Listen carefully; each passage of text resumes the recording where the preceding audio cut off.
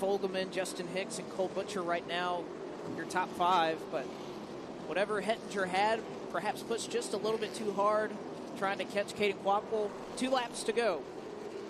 When the season started and we got a chance or a glimpse to see who was going to be running the full slate for the Solid Rock Carriers Cars Tour Pro late models, these two certainly were atop the potential championship favorites. Here comes Caden Quapple to the white flag, 1 lap away from the winner's circle at Caraway for what could be the second time. Fresh off of his most disappointing moment of the 2023 season, had to retire at Dillon late in the going. He was able to swipe away the negative result from 1 round ago, and Caden Quapple is going back to victory lane, and he does it here tonight at Caraway. Points leader Katie Hettinger, a strong second-place result. And how about Tate Fogelman in his first start for the Walker Motorsports team, rounding out our podium tonight.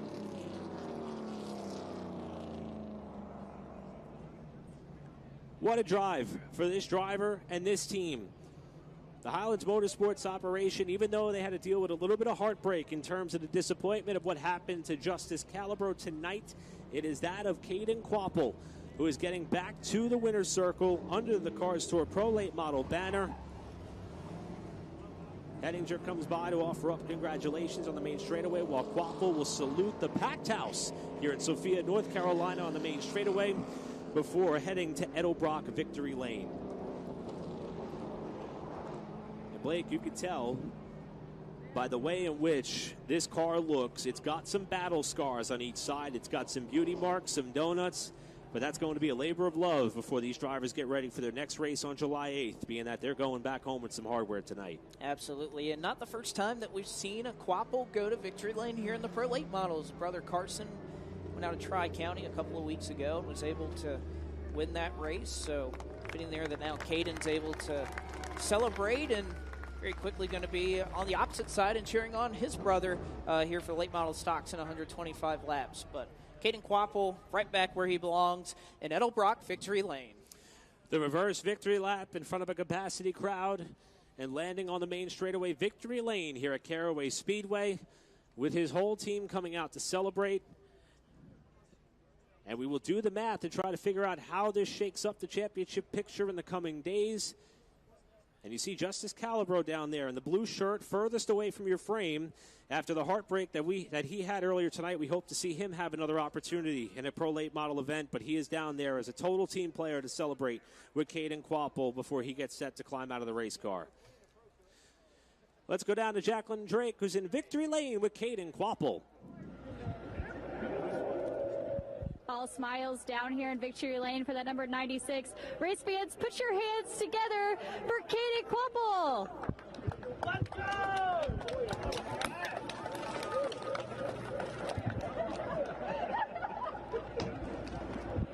Caden, congratulations. A dominating night for you in the Highland Motorsports team. But in those closing laps, we saw the car sliding around just a little bit. How was the performance for you? Oh, we started off so good. I knew we had a good car once we passed Connor for the lead. Once from there, we were just saving the right rear as much as we could. This place, towards the end, you really started losing grip, and I knew I was. I'm not sure how she was, but just started sliding, but I had to maintain as much as I could because it was really good. It feels awesome to get back. Well, you did a great job by that. Finally marking off a win in 2023 here with the Cars Tour. You've won here at Caraway once before. But how does it feel to finally be able to check the mark off for this year? It feels awesome. We haven't had the greatest start that we wanted to have, but the Highlands Motorsports team gave me a great car. I need to thank them, Concord Wealth Partners, Core Parts down at Lake No Mechanical, and everyone that helps. And that is your winner from tonight in the Pro Late Model Division in Cars Tour, Caden Quapple. Thanks, Jacqueline. Great job down there trackside. And Caden Quapple, as you can see, all smiles down there with the opportunity to celebrate his first win of the season. Putting the win sticker on the car for the first time this year. We'll see how many more chances he may have to do that. And it's not going to be that long of a break for the pros. Late model stocks could take a bit of a hiatus if they want to after tonight's event. The pros will be back in action at Wake County Speedway on July 8th. That'll be the next event for the pro late models before they turn their attention to the big event that will take place July 29th at Hickory Motor Speedway. And Caden is going to make the most of this opportunity to celebrate as everybody's getting a bit of a shower and celebration down there. And Blake, I mean, what a night in terms of when you look at the championship complexion, you have to say there's possibly one car that they had to beat, and it was the 81 tonight. He was second in the standings. She was obviously leading. And they not only accomplished that, but they got themselves a win. This may be the tipping point for Caden and this team. Time will tell, but it's a huge night for him and a track that he's very confident at. Well, again, we know that with how consistent this team has been, that it's going to take efforts like this going to victory lane with how consistent the 81 has been throughout the year, that it's going to take going to victory lane and just getting those few extra points that are available when you end up in Edelbrock victory lane to be able to do it. And by the way, let's go down there with our second place runner, Jacqueline Drake, who's caught up with Katie Hettinger. Katie Henninger right here. I know you're wiping the sweat off. It is a hot day here at Caraway. But now another podium finish. You've been doing great in the Cars Tour this year. Solid finishes. You haven't finished worse than 6th all year. Points leader. How was the performance for you in those closing laps? Yeah, I'm so happy with our second place finish. We need these consistent finishes for the championship. Really wish we could have got that win, but still had positives. You know, we were staying with him there at the end still. My restarts were the best we've had so far, so really happy about that. Congrats to Caden. And yeah, thank you to my team, Team Chevy, Wheeler Trucking, and everyone who helps me out. Nice work tonight. Katie Henninger is going to bring it home in second place. Yet again, Katie is the only driver in the field to have run every lap turn so far this season, 675 of them. And she mentioned the consistency and the importance that her and the Anthony Campy Racing team have put on those consistent results. And she is close, very close to being able to crack victory lane on the Pro Late Model side. And that time may, in fact, be coming here in the races that are still to come. And how about the opportunity? As a matter of fact, from our vantage point, it seems like that Katie Hettinger is going to head on over and offer up congratulations to that of Caden Quaffle. So quite the show of sportsmanship down there by our runner-up and the points leader coming into tonight. Tate Fogelman had quite the night in his debut with the Walker Motorsports team. Let's hear from our third-place finisher standing by with Jacqueline. Yeah, race fans that have been following this series for a really long time might recognize this guy right here. You've been around for many years, and now with Walker Motorsports tonight, podium in that debut. How did it work out for you, and what more did you need? Yeah, we've been struggling with the late model stock car a little bit, so Walker, we got to go back and test and get that thing figured out. We got a lot of work on it, but Chris Walker gave me a call and wanted us to come drive this car, and we struggled a little bit in practice, and it just couldn't roll the center like we needed to, but we're not far off. Can't thank all the guys for just busting their tails, just try to get a little bit more turn in it, but yeah, we're not far off, just need that little bit more, and I think we'll be right there. You mentioned this one race with Walker Motorsports. Do you have plans to come out and do more? Not that I know of, but I mean, I'm sure we'll work something out. We got along real well our first race together, brought it home third, so I think we got a lot of momentum to build off of. Great job. Tate Fogelman is going to bring it home in third place in the Cars Tour Pro Late Model Division. Thanks, Jacqueline. And what a showing for Tate Fogelman after, as he mentioned, been a bit of a struggle on the late model stock car side. Really happy to see the results come together for not only he, but that team as well. So Caden Quaffle, your winner on the Pro Late Model side. You see 31 late model stocks lined up in the pit area. They are up next with Bobby McCarty, Carson Quaffle, Kyle Larson, and many more to make up the late model stock portion of the Firecracker 265 here at Caraway. We'll be back with the late model stocks next.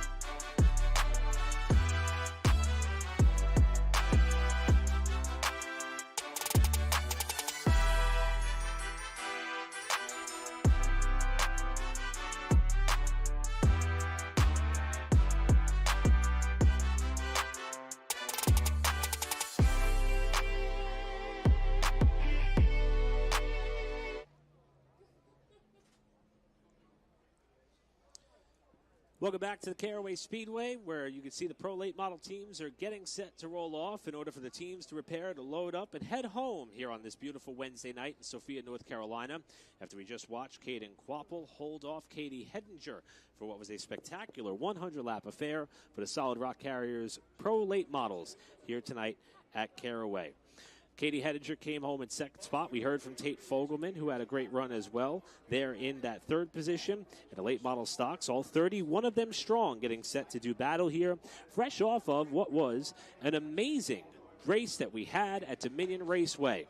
We saw 3 cars battling it out at the end of the event, and Bobby McCarty, the only 2 laps that he led this season, is what he was able to lay claim to at the end of that race en route to his first victory of the season and his first with RNS race cars. So for McCarty, it was a beautiful opportunity for him to break in the new team.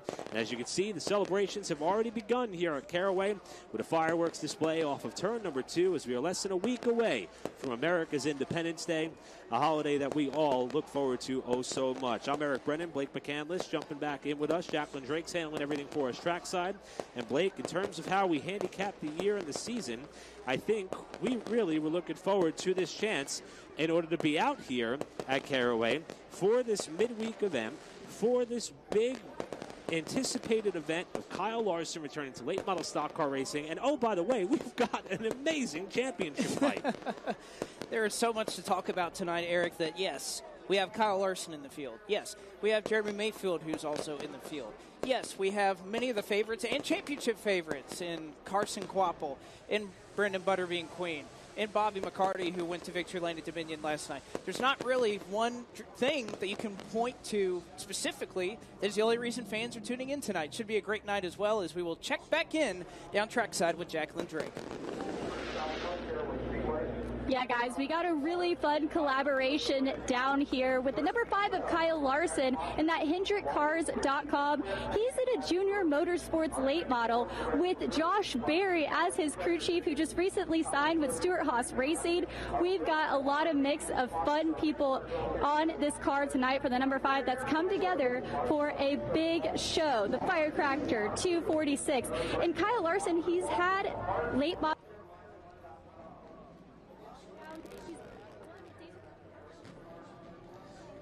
Oh, we apologize for a bit of technical difficulties with Jacqueline down there trackside. And we'll do our best to check in with her a little bit later on. But how about the story that is surrounding this tour right now? And Jacqueline touched on it, the Josh Berry driver announcement, the tie-in here with Lane Riggs, as you can see on our picture, with the best opportunity he's ever had. I think Matt Weaver did a great job summarizing this and talking to our most recent winner, Bobby McCarty. This gives short track racers everywhere a bit of hope that not only is the Cars Tour putting out and showing and displaying that these drivers are the best in the country and proven winners, but it's also showing that there is still opportunity for the grassroots and bare-bones short track racer. And between that of Lane Riggs and everybody else involved, we're starting to see that it's still possible to go from the grassroots stable to the big leagues. Josh Berry's proven it, and there's probably many more coming up behind him. Well, I think Bobby McCarty made a really good point on the Stick It Up podcast earlier this week with Stephen Dunn, where he said, you know, I've kind of known for a while that I'm a short tracker. I'm a short track guy for life, and I never thought that I would really have the opportunity. But with the amount of eyes that are on this series right now, he said, well, now you just never know. You never know what could potentially come. So I think that's awesome for somebody like that who's been so accomplished in the series. And I don't want to say settled or resorted to the fact that he would be a short track racer his whole life, because, again, this is the best late model stock car racing in the country. You can't really go higher in this level of discipline than this. But for him to say, maybe now we have a shot with all the eyes that are tuned in now to this series is certainly something to see. And when we talk about this championship battle that we have coming into tonight, obviously the big talking point is going to be two drivers that, well, they had some fisticuffs at Dominion, to say the very least, between Brendan Queen and Carson Quapple right now. And, of course, Quapple off to a blistering start to begin the year has since, I don't want to say faded. I mean, maybe for Carson Quapple finishing 4th, 6th, 8th, maybe that's fading just a little bit, but it's opened up this championship fight with 2 drivers in Brendan Queen and Connor Hall, who are right on his heels. For Connor Hall, it's a great opportunity for them to capitalize third. Chad McCumbie's been very fast tonight. This could be a night where he propels himself up into that same echelon that are battling for the title right now as we eclipse the midway point. And, of course, Caden Honeycutt, despite missing a race, it's been really impressive that he's been able to hang in there in the top 6 or so in the standings. And Bobby McCarty, fresh off that win, he moves up a couple of spots as well. I think that kind of emphasizes the point that a lot of these drivers are making in that media day at the beginning of the year, that you really can't take any off days, because despite the fact that Carson Quapple has won 3 races, he has a bad night tonight, or a vibration or something go wrong with his car, he likely loses that championship lead to Brendan Queen or Connor Hall. So again, that's what I love about this series, that every single night we have something to tune in and watch. And of course, some of these local heroes have a chance to win as well, and even those outside of the championship contention like Lane Riggs have a shot. We'll find out more on that as we toss it down back to Jacqueline Drake.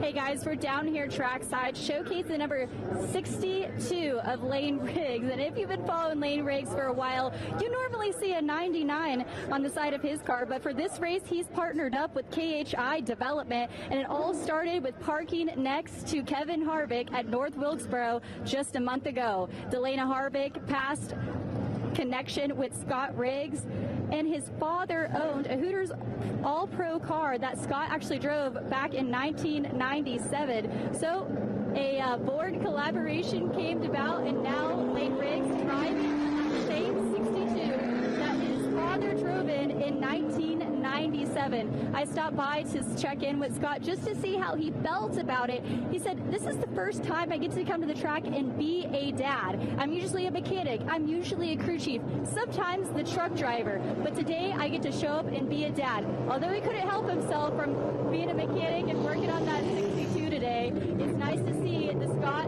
family come together and Lane represent the 62 once again several decades later. Thanks, Jacqueline. We talked about this a few times tonight, that Lane has admitted that, in his opinion, this is the best opportunity he's ever had, and that's even considering the fact he's made some NASCAR Craftsman Truck Series starts as recently as just a couple of weeks ago. So that says a lot about the belief and the brand of Kevin Harvick Incorporated and what it represents in terms of being able to put some of the most talented race car drivers on the map. They did it decades ago. They're doing it again.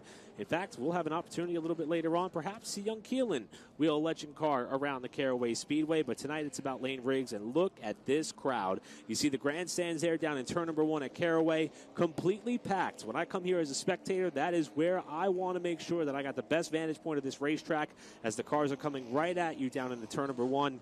What a night here, Blake. Yes, what a night. And I think another driver that we'll see rolling onto the grid here momentarily that we're lucky enough to have joining us is multiple NASCAR Cup Series winner in Jeremy Mayfield. And great to see him out here running a late model stock. Has had a lot of experience earlier this year running in the Grand National Super Series, and is really excited to be out here. And this is his background. This is exactly where he's come from. He grew up racing in Nashville Fairgrounds in a late model stock. So for him, this is going to be nothing new. Was struggling a little bit earlier on in practice today, but I know Jimmy Mooring and that team doing a whole lot to try and get that number 19 prepared and running up front. And again, a teammate of the defending race winner here in the Cars Tour in Jared Fryer. So I think certainly that team could be one to watch for when we get rolling on later tonight for 125 laps, the late model stocks. As we continue to line everything up, we'll take a quick break here on Flow Racing. You're watching the Solid Rock Carriers Car Store on Flow.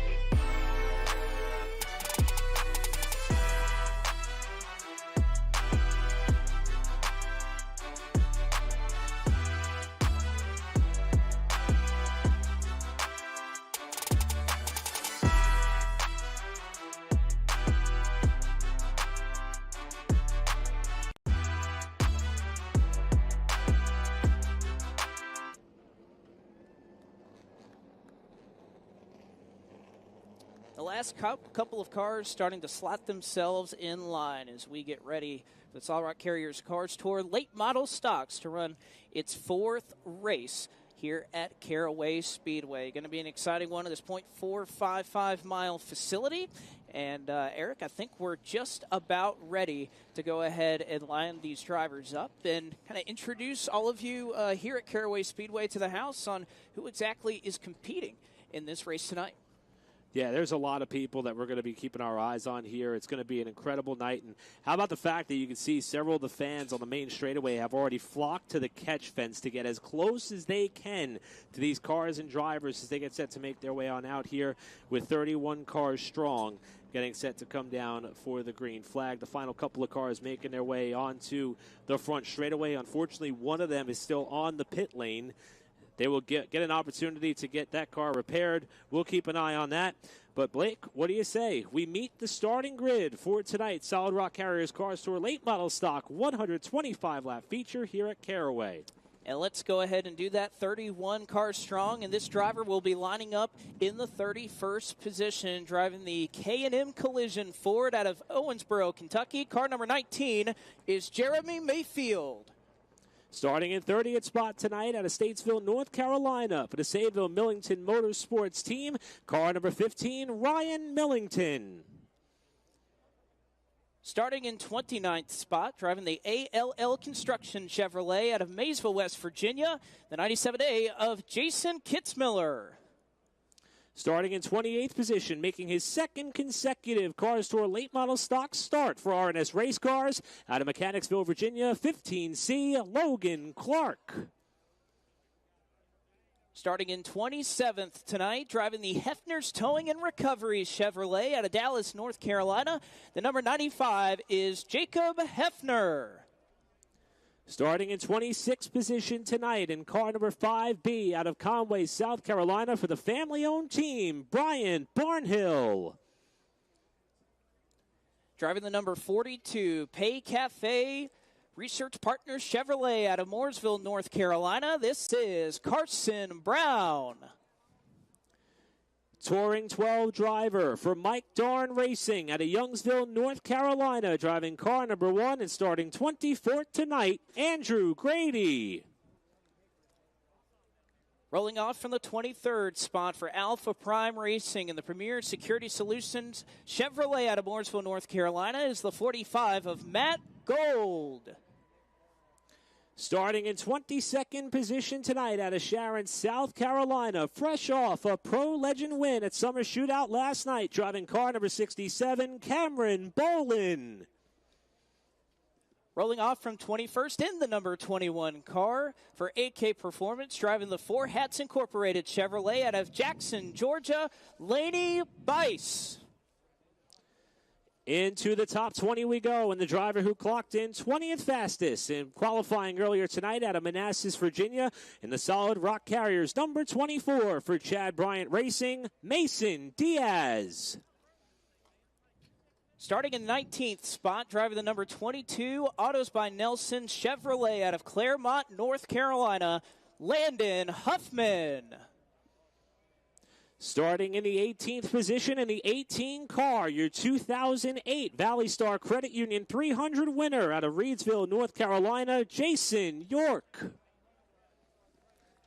Starting tonight in the 17th position, driving the number 10 Quality Pre-Owned Trucks and Cars Ford from Aledo, Texas, this is Caden Honeycutt.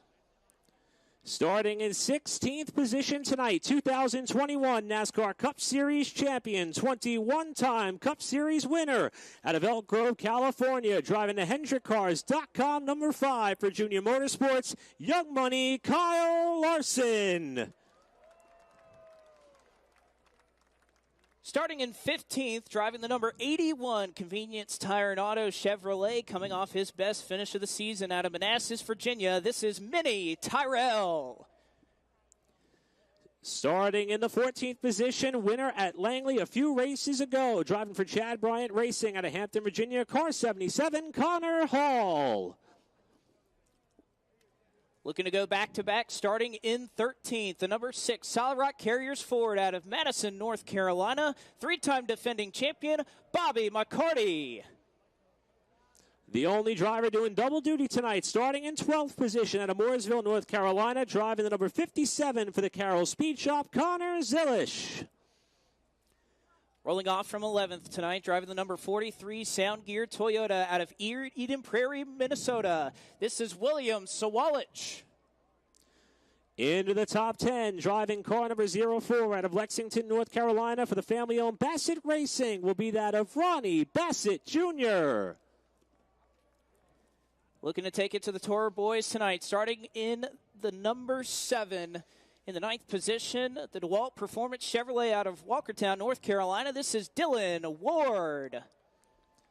Starting in the 8th position tonight out of Supply, North Carolina, in the Aaron Sales and Lease number 16 for McCumbee Elliott Racing, Chad McCumbee. The inside of row number 4 sits the number 2 Mincy's Graphics Chevrolet out of Oak Ridge, North Carolina, Brandon Pierce. Starting outside of row number 3 tonight, second in championship points, driving the Best Repair Company 03 out of Chesapeake, Virginia for Lee Pulliam Performance. Starting 6, Brendan Butterbean Queen. And now your top 5, starting 5th, and then the 77W Superior Plumbing Chevrolet out of Winston-Salem, North Carolina, Trevor Ward. Starting on the outside of row number 2, the most recent winner here at Caraway and the 2020 late model stock champion under the Cars Tour. Driving the Sterling Billing Group number 14 for Jimmy Moore and Racing, Jared Fryer. Rolling off 3rd, driving the number 62 Morton Buildings Ford for Kevin Harvick Incorporated out of Bahama, North Carolina, Lane Riggs. And up to the front row we go. Reigning late model stock champion, current points leader, and driver of the Bass Pro Shop number 8 for Junior Motorsports out of Mooresville, North Carolina, Carson Quapple. And your winner of the Hedgecock Racing Pole Award, his first in his Cars Tour career, clocking in at a time of 16.779 seconds out of Mechanicsville, Virginia, driving the Top Gun Motorsports Chevrolet, Chase Burrow.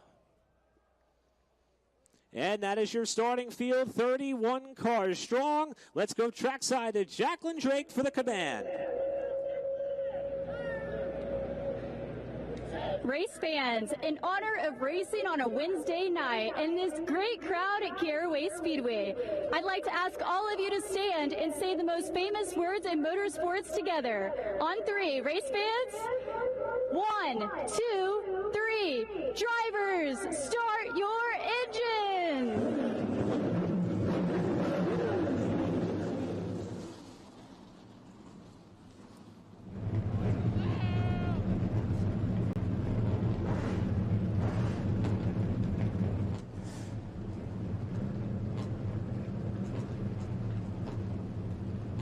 Late model stocks will roll to life, or I guess we could say 30 again. When we talked about it just before we introduced the starting field to the house here at Caraway Speedway, that there is one car who has the hood up and they are sitting down in the pit lane. It was originally who was supposed to be starting in the 26th position, and Bryant Barnhill, car number 5, to catch up and see if that car is going to be able to make it out on the racetrack or not. And it seems as though the lack of a sense of urgency there, I don't think it's boding too well right now for Brian's Barnhill, so we'll try to follow up on that and see if we can't find out more. But nevertheless, 30 cars ready to roll, and see Jack McNelly walking up the grid, wishing everybody some luck here tonight before we get rolling for 125 laps. Blake, one of the points we brought up earlier, we mentioned Kyle Larson starting back in the 16th position.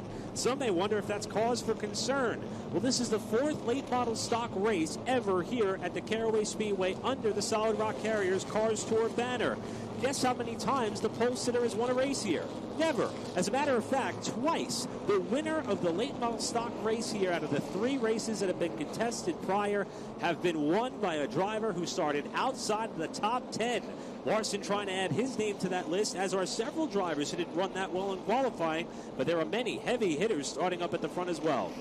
That is certainly the case, and again, so much build-up into the Cars Tour this year, and it culminates in having big names like Kyle Larson, like Jeremy Mayfield be able to join us out here, and what a treat for these drivers to drive with a driver like Kyle Larson, one of the best motorsports talents of this generation, and how much it would mean for all of these drivers to be able to build up and be able to battle and perhaps even say, I finished ahead of Kyle Larson on a Wednesday night. There's not too many people that can say that when they're on Flow Racing, but again, we'll try to catch you up on what's happening down there in the Bryant Barnhill pit area as we'll catch up down there with Jacqueline Drake. Jacqueline, what's happening?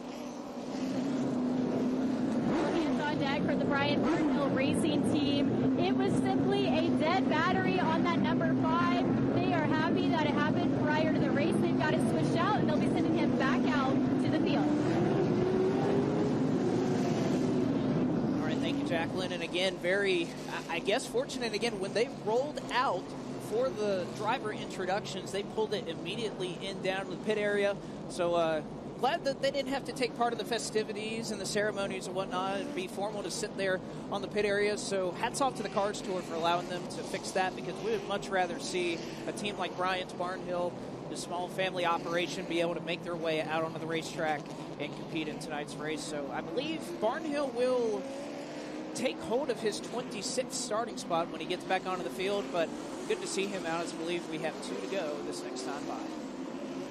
We've been talking that the key word all season long has been that of anticipation.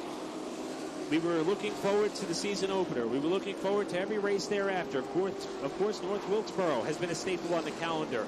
We've got huge races all the way throughout, but this midweek affair here at Caraway Speedway, a track that has been so unpredictable, and to have this many cars and this many fans show up on a work night, may not be a school night for many in this region, but nevertheless, a lot of these hard-paying customers have to go back to work tomorrow, as do many of you watching at home. Thanks for being with us. We are 1 lap away from the green flag. And this full-capacity crowd here at Caraway, they were yelling during the driver introductions. They shouted out a couple of their favorites. Some of the local guys, the Ward family, got definitely a warm reception here at Caraway. But great to see all of these race fans who have come out on a Wednesday night to join us here on Flow Racing. We're glad that you're here on Flow Racing tonight. As the GXS Wraps pace truck will pull down to the safety of the pit lane in the field for the first time. Will fall into the hands of the driver out of Mechanicsville, Virginia, sitting on the Hedgecock Racing Pole Award for the first time in his career. Into the KRC Power Steering start zone. 125 laps here at Caraway is underway.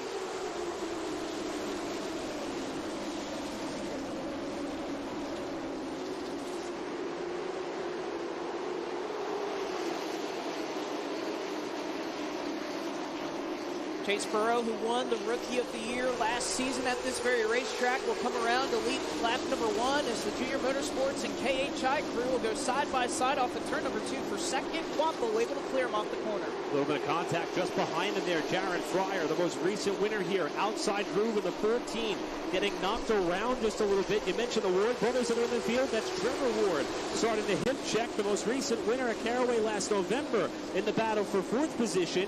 As it is, Trevor is able to get the spot. Fryer tries to cut down in front of Brandon Pierce in the 2 to be able to cement 5th. Just a quick update on Barnhill. He started at the tail end of the field rather than retaining his spot in 26. You can see side by side right there, 0-4. That is Ronnie Bassett Jr. and Chad McCumbee having about right now for the 7th, right that 8th position as they go into turns 3 and 4. Most of the field single filing out as we see a little bit of smoke or contact. I believe that may have been from the 57, Connor Zilish. That's where I was looking. No, it's Sawalich. Oh, and he almost got tagged there by Bobby McCarty, the Dominion winner. So Sawalich, who's had much success on the ARCNA slate, on the ARCNA side of the fence in terms of competing in multiple different series in 2023. Sawalich at that 43 was able to get down despite the contact from McCarty. Kyle Larson back there again. We mentioned his 16th starting spot, and he has fallen back just 1 position into 17th. It was Mason Diaz that he may have exchanged a little bit of a welcome to the Cars Tour in the middle of 1 and 2. See if Kyle Larson can settle in here in that Junior Motorsports car. We know a very fast car. This is the same car that Dale Earnhardt Jr. ran both at Florence and at North Wilkesboro Speedway a couple of weeks ago. I guess about a month ago or so, I should say, and had a lot of speed in that car before a little bit of nose damage. You can see some drivers further back kind of scraping Oh, the lettering off the wall out of turn 4. That might have been Jason York who caught the wall coming out of turn number 4. But Blake, the one thing I noticed on the Larson car, it's early and already that right front brake rotor is really, really red. A lot of drivers compare this to like a Martinsville, if you will, or an Ace. And compared to the other cars around Larson, it looks like he's using a lot of brake early. That may not be so good. Of course, 125 laps. He was looking forward to kind of managing things a different way. One set of tires, being able to go all the way to the end. So again, we will continue to follow up with Kyle Larson's debut in the Solid Rock Carriers Cars Tour. Again, runs back in the 17th position as he's falling behind what is Katie Honeycutt, who just up the road runs in 16th and looking for 15th with the 81 of Mini Tyrell right in front of him. Having a look down to the inside comes that of Honeycutt. Underneath, third place finisher at Dominion and Mini Tyrell in the 81 as they battle for position off turn 2. The outside lane just has not been all that beneficial here, whether it be in a late model stock or on the pro late model side of things. Tyrell is trying to give it whatever fight he can up on the high side, but Honeycutt has almost got the pass made, with Larson trying to follow. See if they can do that. And again, not something that we always see here at Caraway, that it's just wrapped around the bottom. Typically, you can see the groove move up just a little bit. We'll see if that changes throughout the day, but it's really hot, really slick. Imagine it's pretty loose up there on the middle. You can see right there, that's Landon Huffman, car number 22 for Nelson Motorsports, losing a spot right there to the aforementioned Jason York, which Jason York, again, former track champion here at Caraway Speedway, one of those drivers that really hones his skills at tracks in this local area, like Caraway, like Ace Speedway. And looking at practice, that 18 was super, super strong. So wouldn't be surprised here if a little bit later on in the night, that 18 starts to make its way a little further forward. Again, some smoke in this line of cars as Bobby McCarty dives out of line, looking for a spot on Dylan Ward. McCarty, the most recent winner, qualified outside of the top 10. As they run right now, he still remains outside of that top 10 by one spot. If he can get up to and past the 7th of Dylan Ward, he'll be able to take that spot away. As you see the field going by, the number 19 of Jeremy Mayfield, who is slow in turns 3 and 4, appears to be going to the pit lane. And the Jimmy Mooring Racing number 19 evidently is only going to make it a few laps tonight, 15 laps in the books. While the battles continue throughout, Mayfield is on the pit lane. Fortunate to see for Mayfield, you can see him just kind of throwing the ball right there. His trailer is all the way kind of the exit of turn number 2, so he has a ways to drive around to that car, but clearly something just not right mechanically for that number 19. So unfortunate early in for Jeremy Mayfield, who again, I imagine that we will see back many a times, hopefully, in the Cars Tour this season. That one car that continues to smoke is William Sawalich, car number 43, that is stuck on the high side right now with Connor Hall, your third place runner in the championship points, looking to the inside, and that smoke's not getting any better. We've seen a couple of times drivers and cars, whenever they get to the middle of the corner, maybe a bit of a fender rub or a light smoke.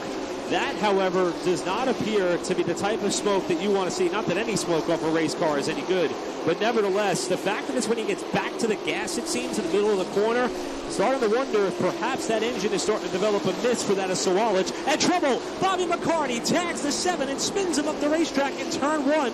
And Dylan Ward is going to go for a slide to bring out the first Volt Battery caution.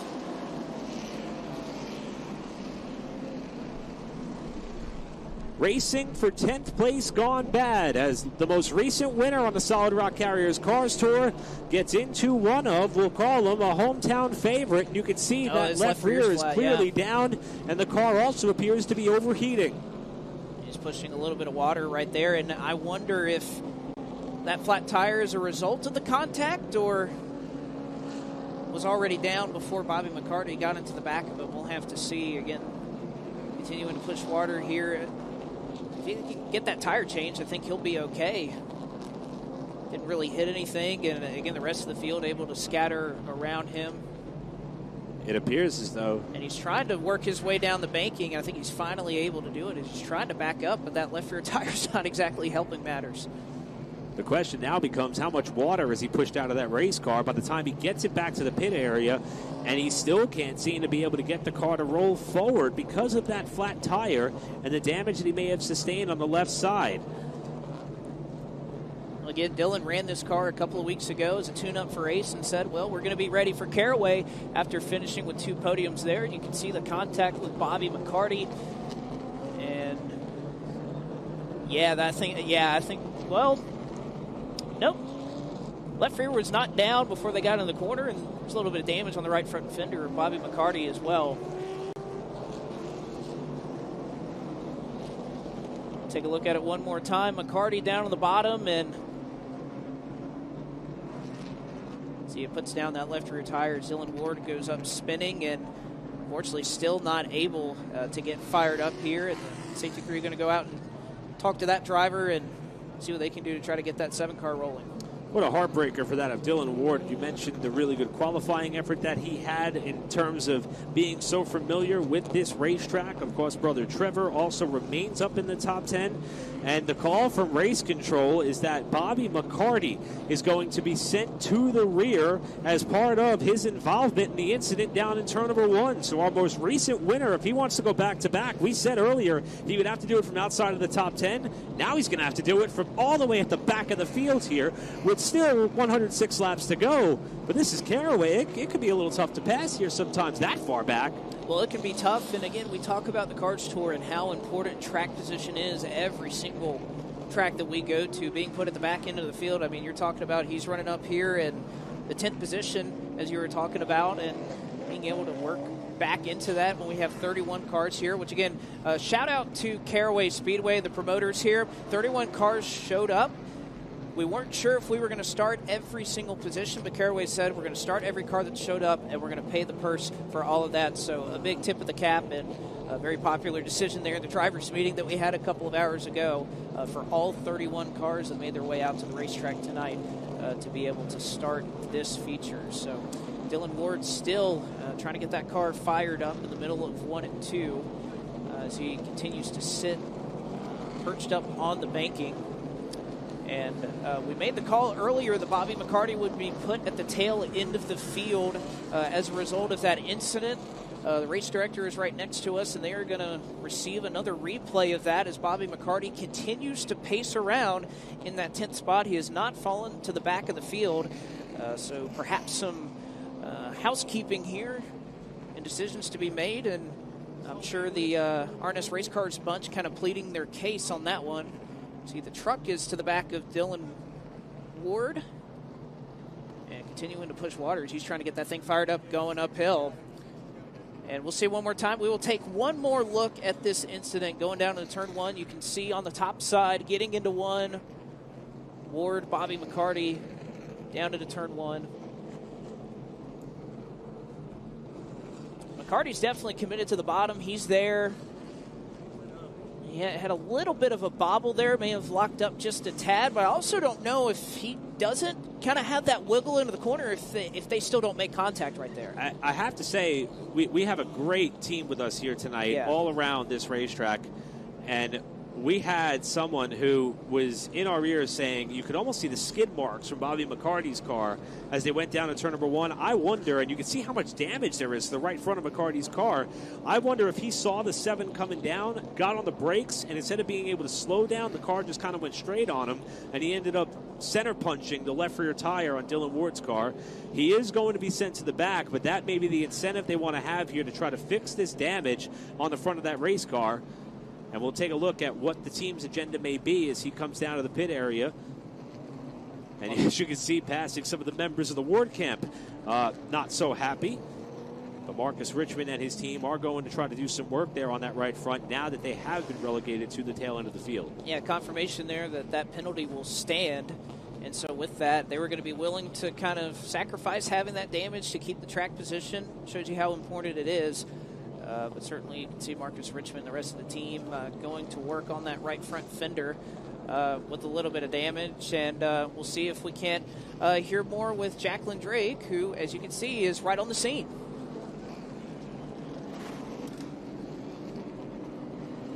Down here in the pits of the number 6 of Bobby McCarty, as you can see that RNS Race Cars team, all hands on deck trying to fix that right front fender, as well as a roll of duct tape. They're going to take the fans and try to attempt to cool off the brakes as well while they have him in, but it appears that it's just minimal damage on that number 6. Well, and again, minimal enough that that they wanted to stay out. if they had the opportunity to do so, but you're going to the back of the field, may as well take the chance, as it appears that Ward is not going to be able to get fired and is going to have the wrecker, unfortunately, pull that car off of the banking in turns 1 and 2. So 19 laps into this one, it is still Chase Burrow who has led them all so far, as we'll park the cars here on the front straightaway, and we'll be right back on Flow Racing.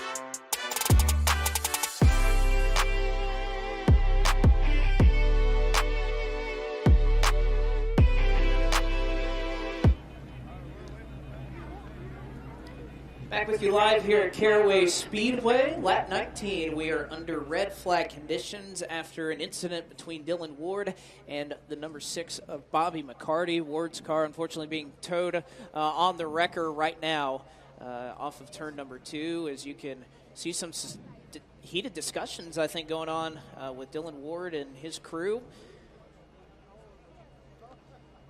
We mentioned it was hot here today at Caraway Speedway. It might be hotter down there with Dylan Ward, who knew that he had a very fast race car tonight. And unfortunately, I've seen this done many a times here at Caraway with many different types of race cars. The double hook on the backstretch, both the front and back end of Dylan's race car being brought back to his hauler, and they'll have to do the hard part as far as piecing it together to get it back in the hauler and get it back home for the required repairs for it to be race ready again. Yeah, I'd hate to know what Trevor Ward was thinking as he was driving by, as he saw his brother's car parked up on the banking. Again, those two worked so well together. Trevor Ward, brilliant at being able to work and set up those race cars, and unfortunately one of them is on the back of the double wrecker right now. One of the benefits here, though, of having these cars parked on the front straightaway, though, is all of these race fans that were flocking to these race cars and wanting to get a good look. Of course, probably more activity around the number 5 than any other car that we had. Unfortunately, as Dylan Ward's car gets towed away, I believe Jacqueline Drake has caught up with the driver of the 7. Jacqueline? Yeah, right beside me I have Dylan Ward. Dylan, you were just talking to your teammate, your team members about what exactly you're going to do on the car once they get it back from the wrecker. What's going to be the game plan going forward? It's just a flat left rear tire. I mean, I think the wrecker might mess some stuff up. But, I mean, I don't know. I don't feel like we should have been in that position. I'm trying to stay off Ronnie. I mean, we're just sitting there riding, and guess Bobby drove a little bit over his head, but I mean, it's normal around here. It's part of racing. We'll get it fixed if we can't get it back out. I got a really good car, just trying to ride and keep it clean. But ain't nothing tore up. We should be good. Dylan Ward with plans to get back out on the track, asking a few of the drivers all throughout the day who they were worried about. They said the Ward brothers, Trevor and Dylan, both of them. They come out here weekly and they help other drivers on setups. Dylan Ward will put his car back together and go back out on the track. And for good reason when you think about the history here at this racetrack. Again, Trevor Ward last year, 2022, we came out to Caraway, was dominant. Before he had some issues there with Jared Fryer, got spun around in 1 and 2. It was almost kind of a repeat there of what happened to Dylan. But certainly capable of going up and winning this race. Of course, Trevor Ward running right now in the 4th position, and Jared Fryer, who we were just talking about, car number 14 directly behind that number 77. Ward very, very, very strong here at this racetrack around this area. So, yeah, I think those Ward boys, if you were looking at the practice times and how those cars were handling throughout the day here, again, a single-day event, so not the typical 2-day event that we often see. Those 77 cars and 7 cars, they were definitely strong. You see the shoes being displayed here to the drivers. That yellow box at the middle of the start-finish line, just above Victory Lane, where one of these drivers will be celebrating in Edelbrock Victory Lane after 106 laps from now, is where they are electing high or low for the upcoming restart. And so far, Blake, I think for the most part, we've seen the inside lane be the preferred groove, and no surprise, Chase Burrow, the pole sitter, elects that over our reigning champion and current point leader, Carson Quapple. And we kind of joked it was an all number 8 front row. Well, if you need to identify him, of course, Carson is in the Bass Pro Shops entry up on the top side, and the Top Gun Motorsports number 8 of Chase Burrow has the white backing on the door on each side of his race car, and that's pretty much the best identifier we can give you for those of you watching at home, with Burrow and Quapple yet again making up our front row. There's Brandon Willard hard at work. I don't know if there's a harder working flagman in the business of short track racing. And yes, I mean, you can look at his eyes, the intensity of everything going on. He takes his job serious. I love to see a flagman like Brandon Willard who takes his job serious. Of course, he'll be out at South Boston in a couple of days as well for the Thunder Road Harley Davidson 200. His father, Danny Willard, will be along with him. Again, you can catch that at 7 o'clock on Flow Racing on Saturday if you want to see the action from there.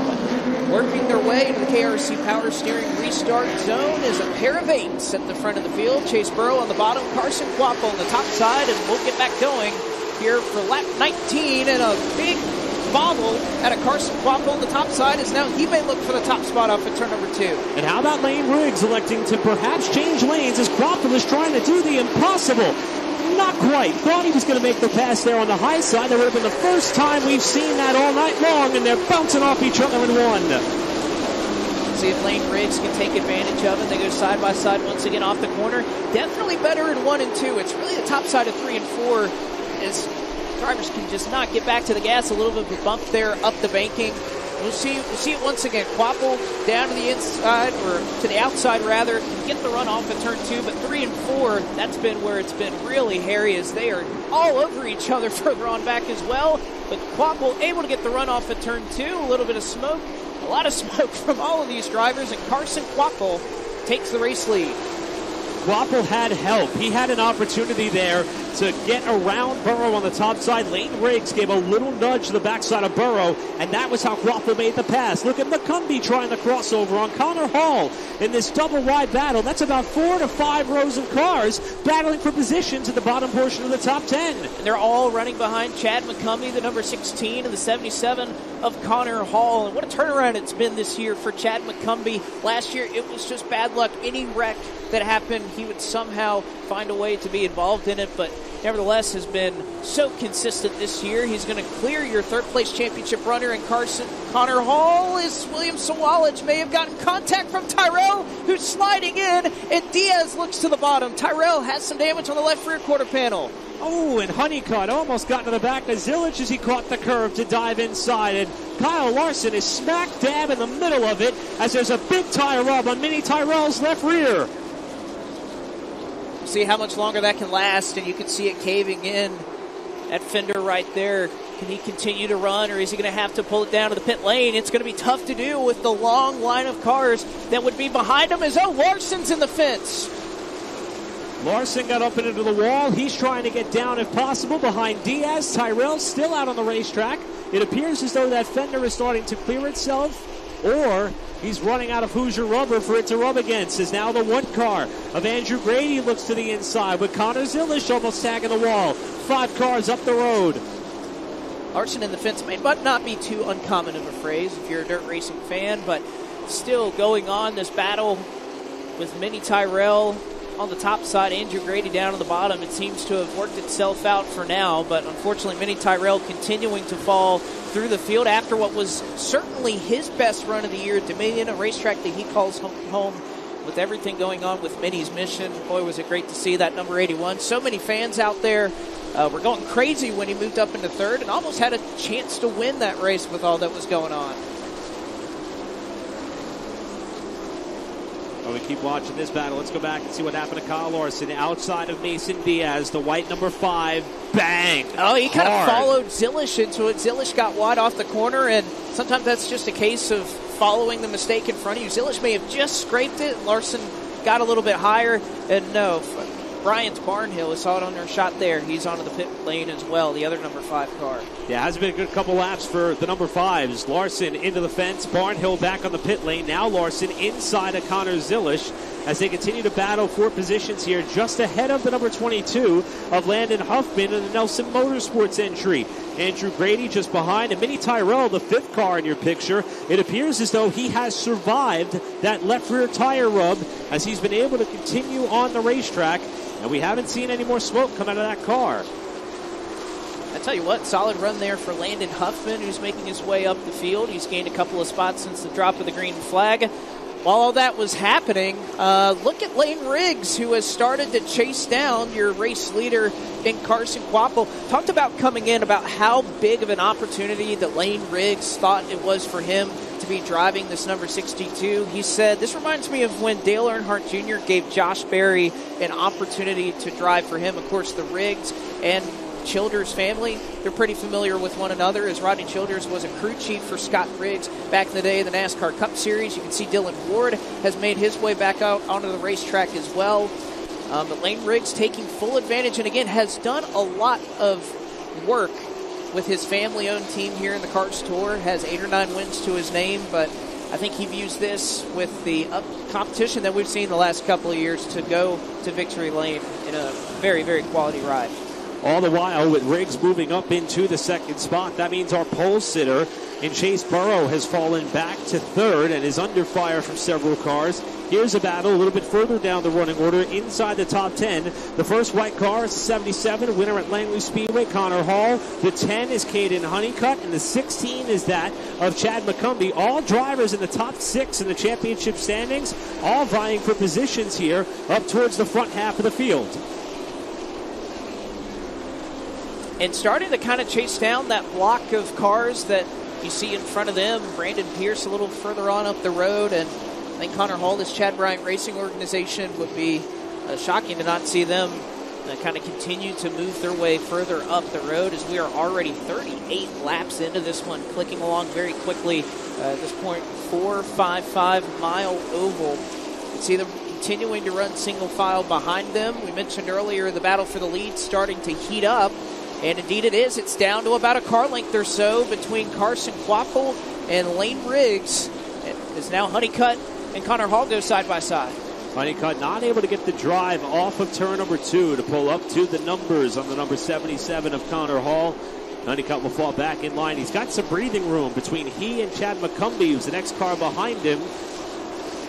So you can try a couple of different lines and approaches here. And just ahead of them is that lap car of Dylan Ward in the 7, who rejoined the race, as Blake mentioned a few laps ago.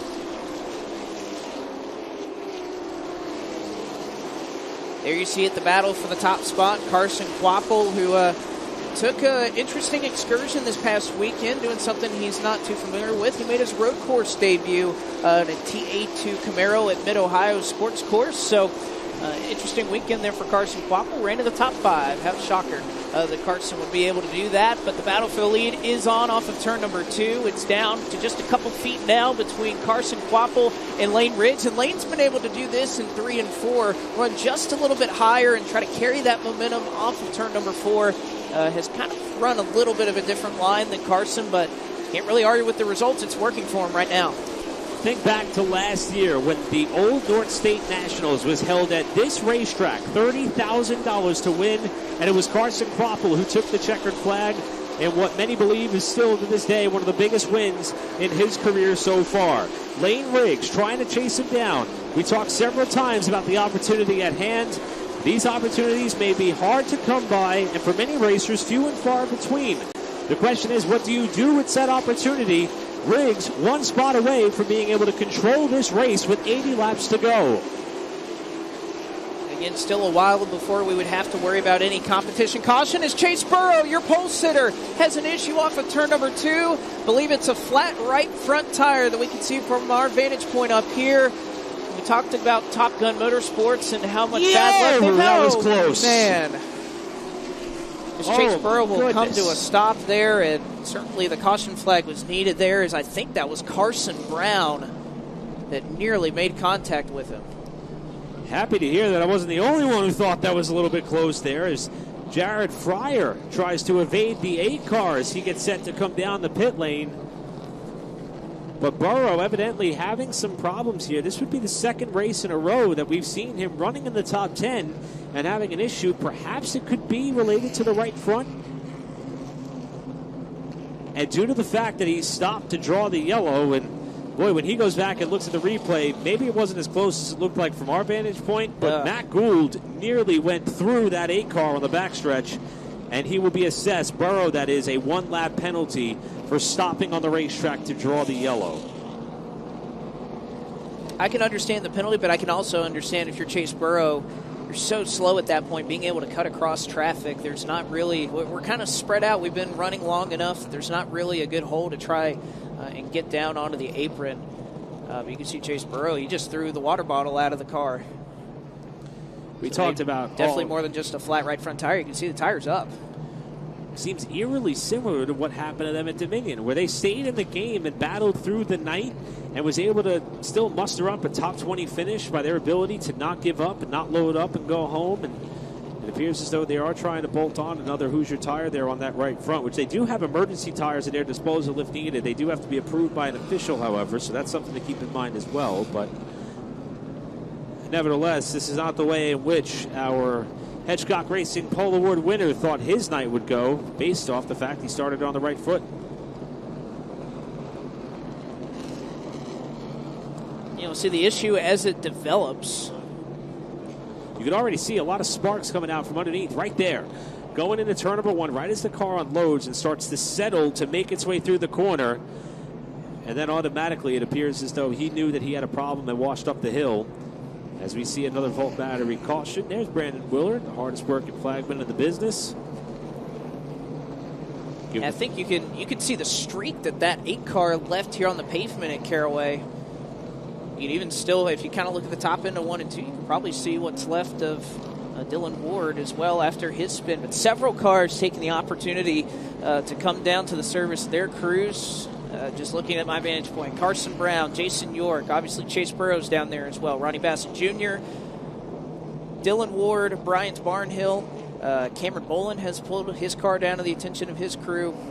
So a lot of cars looking to make some adjustments and try to tweak what maybe some ill-handling race cars here. Again, one-day show, not the typical amount of practice or official practice that we would see. Again, there's still many cars that come out for testing here over the last day or so. But see if these drivers are able to adjust on that. For more, let's head down to pit road and Jacqueline Drake. Lane Riggs in that 62 is battling it for the lead. I head down there to just check in with his crew members, who said he feels extremely comfortable.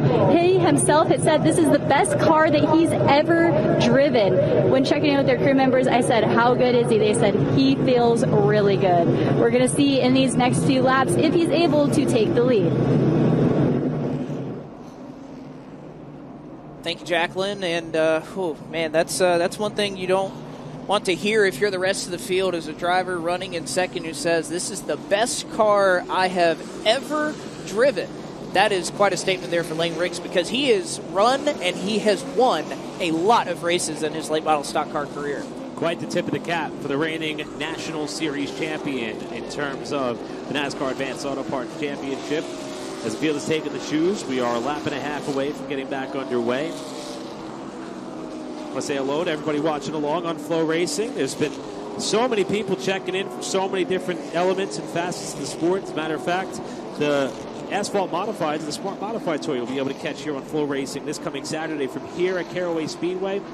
Burt Myers was checking in. They were watching along from home, perhaps maybe doing a little bit of homework to see how tonight's race unfolds. Not sure how it'll parlay into the Asphalt Modified, but nevertheless, happy they're watching the show from home, as are many, as we are one lap away from the restart. There he is, hard at work once again. Brandon Willard giving the rest of the field the one-to-go signal. And on lap 45, we'll see Carson Kvapil, Lane Riggs side by side on the front row. And even Jared Fryer, Trevor Ward, we mentioned some of the front runners here from a season ago. Those are two cars that are going to be a reckoning here for the rest of this field. Into the KRC Power Steering restart zone, and we'll go back under green. We'll see if Lane Riggs can get a similar jump that Kvapil got on the last restart, and indeed he does, but off at 2, it'll be Kvapil by just a hair that's able to clear in front of the 62.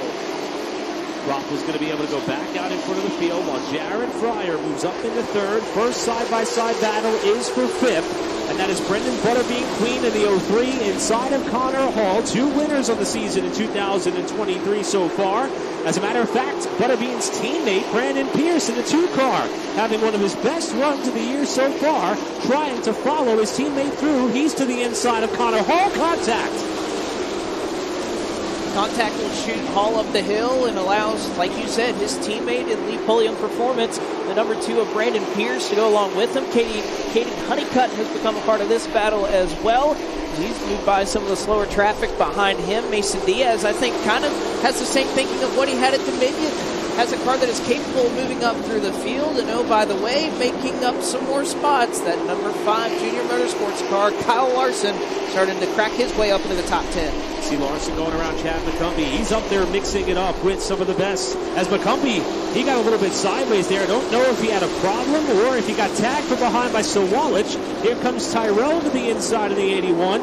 Sawalich kind of pinned behind the 16, edges that of Landon Huffman in the red and white number 22, third car on the top side. Got to mention, how about Bobby McCarty already up into the 13th position out after being put at the tail end of the field? And actually, that's 11th that McCarty's already gotten up to. So we talked about being able to work your way through traffic. He has done it very, very well so far. Left side of your screen, battle for the lead. Started to tighten up between Carson Kvapil, the 62 of Lane Riggs, and the 14 of Jared Fryer. On the right-hand side of your screen, well, there's about 3 different battles going on. Pick your choice. Riggs trying to do his best to close up what's about a 3-car length deficit, while Brandon Pierce on the right-hand side of your screen is tussling up with yet another Chad Bryant racing car. That's the 24 of Mason Diaz, as Pierce appears to be losing a couple of spots here at this point in the race. He's now under fire from Kyle Larson down to the inside. All of this going on with Larson up into the top 10, looking for 9th. Pierce slams the door. See if Larson gets into the back of Brandon Pierce, who got passed on the outside by Mason Diaz. That 24 car looking awfully sporty right now. Further up the road, Caden Honeycutt, Connor Hall, side-by-side off at 2. Give the advantage to Caden Honeycutt as they go into turn number 3. Diaz has already caught this battle. The 24 car was as fast as any as we got to Dominion. Didn't quite have the track position that he would have wanted. But Chad Bryant racing that number 24 car, they have certainly found something, as now he pulls up to the back bumper of his teammate. And Mason Diaz started this race in 20th spot. He has been carving his way through the field, and his teammate in Connor Hall is not going to put up much of a fight. Move Diaz up into 7th spot of the racetrack as they come across the start-finish line. And what an important run it would be for Mason Diaz. We chronicled the struggles that team has had early on in the year, incidents and different things befalling them, but off of a 7th at Dominion, 7th at Ace, he's been strong. He's had the pace. Can they put it all together tonight? I think that's the question, as now you can see Bobby McCarty, defending winner from Dominion. He's pulled up to the back of Kyle Larson. Larson now trying to hold on to that top spot. How about the charge McCarty has had coming from the back of the field? Maybe the penalty. Oh, a little contact. Just about to say, maybe the penalty was a favor to get them to turn their attention to that right front fender as Connor Zilish is sideways in turn 2. Zilish was racing with Mini Tyrell for position. No. Did he beach it? Oh, hopefully not. It would not be the first time that we saw a car get trapped in there turns he 1 and 2, but he's able to keep it rolling. So nearly a repeat of what happened to Connor Zilish earlier on in the Pro Late Model campaign. Half spins, able to lock it down. You can see a little bit of damage on the nose of Zilish there as he's going to bring that car down to the attention of his crew. And I thought McCarty and Kyle Larson were about to go at it there for a second. Yeah, there was a little bit of contact, and you love seeing Larson get right up in the mix of that thing there on the main straightaway, and he's been working his way forward. He's actually been able to pick up a few spots here after starting 16th. But unfortunately for Connor Zilish, one of the drivers who was pulling, in fact, the only driver pulling double duty tonight, had misfortune in the Pro Late Model race after getting tags from 3rd. Now has misfortune here in the Late Model Stock race after getting tags or running up in the top 15. So tough break for him. He is going to come through the pits, essentially, come back out of the racetrack, but several other cars are taking the opportunity to pit under what will be a quickie yellow. That was one thing in particular that Kyle Larson mentioned through the different interviews that I listened to him give over being able to run this race is the fact that, well, he hasn't raced against anybody that's in this field. So that was one thing he was looking forward to, and coming to terms here with Bobby McCarty as they run inside the top 10. We're going to take one more look at what happened here. I'm going to direct you to the top of your screen. You can see the contact there between Larson and McCarty, but look behind them, Zilish, and I believe that is the 81 of Mini Tyrell, who may have some damage out of that one. Try one more time here. You'll see him at the top of your frame disappear. There's Tyrell diving to the bottom. Very similar to what happened with McCarty and Dylan Ward earlier, it seems. Except this time, Tyrell went for a semi-slide along with him. And it is Zilish who went for the full slide around. So Mini Tyrell and Connor Zilish come together, but we're going to throw it down to pit lane and Jacqueline Drake. Down here trackside on the number 43 of Will and Swalledge with the Setzer Racing and Development. And on this feature event, you can't put on new tires, but you can do a switcheroo, and that's exactly what they've done to the left and right side of this 43. No other adjustments, just a quick look over on the car, and they'll be done with his adjustments. All right, so going to be rotating some of those tires around to try and help the 43 car handle a little bit better. Again, was running in about the 15th or so position, but we'll, of course, give that up to try and repair, or at least try to fix that ill-handling race car. We'll take the choose this time, and see Wapple going to go to the bottom, 62 with Riggs, and let's go up top, and most of the field kind of working in line, although Mason Diaz is going to take advantage of the outside lane. He's going to hop up to the 3rd car on the outside row. And I tell you what, with how that 20-foot car is looked, it reminds me a lot of what Bobby McCarty had at Dominion last week, being able to work up through the field, already up here into 6th. I think Mason Diaz, who, again, started in 20th, is already up to 6th. And utilizing the shoes as well to get up there towards those front few rows. As we're about a lap and a half away from getting back racing, I want to point out one more thing. Randy Myers, who works here at the Caraway Speedway, pointed out, we mentioned Burt Myers. They're going to be racing here this coming Saturday along with all the Smart Modified competitors. Chris Williams is in the house tonight with the KHI team. But with that in mind, he wanted to send out a shout-out to Gary Myers, who had some surgery yesterday. Gary, we hope you're doing well, and we want to wish you all the best here as we take a look at the hard work and track crew here, trying to pick up what looks to be a piece of exhaust, perhaps, that fell off one of the cars. Let's see it. Boy, you certainly don't want to drop that in front of the field and have it roll down in front of traffic as the front runners go by. That would be off of Mini Tyrell, I think. It's possible. The 2-point shot, though, into the back of the cleanup truck. What a job by the track crew here at Caraway as we're a half a lap away from getting back racing.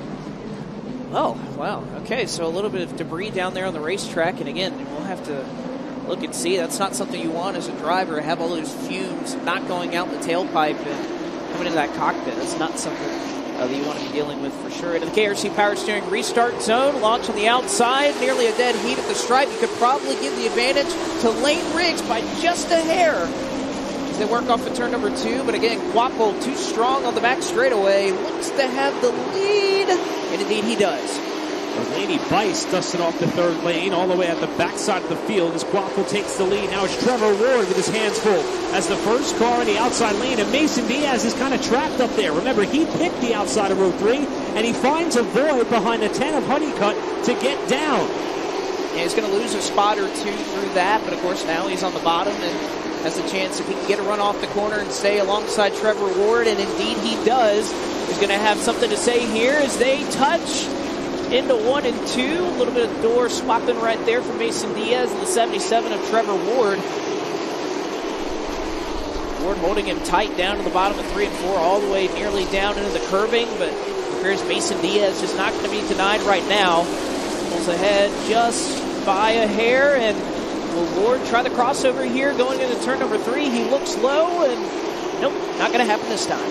It's really unique to see how wide these drivers sweep out at the end of the straightaway to try to get a really good arc down into turns 1 and turn 3. That's something that Mason Diaz made sure to do once he made that pass. Vinny Tyrell, despite the contact with Connor Zilish, living to fight another lap here to the outside of the 1 car of Andrew Grady, all going on behind that of Kyle Larson and Bobby McCarty, the next 2 cars up the road. And how that's tight between Andrew Grady and Vinny Tyrell. And just behind them, how about the number 45, the Alpha Prime Development car, their 2nd race in succession as they come to the iRacing halfway point here with Carson Quapple leading. That 45, who gives a little bit of a love tap, maybe 2, maybe 3 to that of Vinny Tyrell. Jonathan Finley was wheeling this car. Last time out of Dominion, had a great run going until a mechanical problem.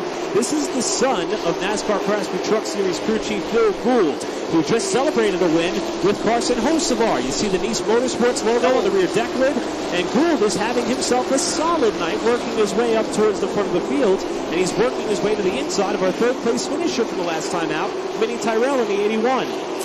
We've seen that a couple of times off the turn 4, kind of swiping down to the bottom and nearly caught the back bumper there of Vinny Tyrell and turned him up into the fence. But luckily not no issue there for those drivers on the front straightaway. You mentioned we're just past the halfway point, but here inside the top 10, many of the same names. Bobby McCarty still driving towards the front and looks like easily going to get around Connor Hall, who just doesn't have a car, I think, that he can really work with right now, and he may lose another spot to Kyle Larson. Seeing the strength of Bobby McCarty's car is certainly making me wonder what it would have been like if he didn't get relegated to the back of the pack after the contact with that of Dylan Ward. But up front, the battle for the lead is on. Lane Riggs to the backside of Quapple for the top spot, and looking low as they come to turn 3. Driver who has won a number of times, and a driver looking to go back to Edelbrock victory lane for the first time in a couple years. He's going to be able to clear Quapple off of turn 4. New leader here at lap 68. It is the 62 of Lane Riggs. And Riggs made sure that he was clear for the race lead so he could have the proper approach to turn 1. He pulled up in front of the 8 car, and Lane Riggs is trying to set sail.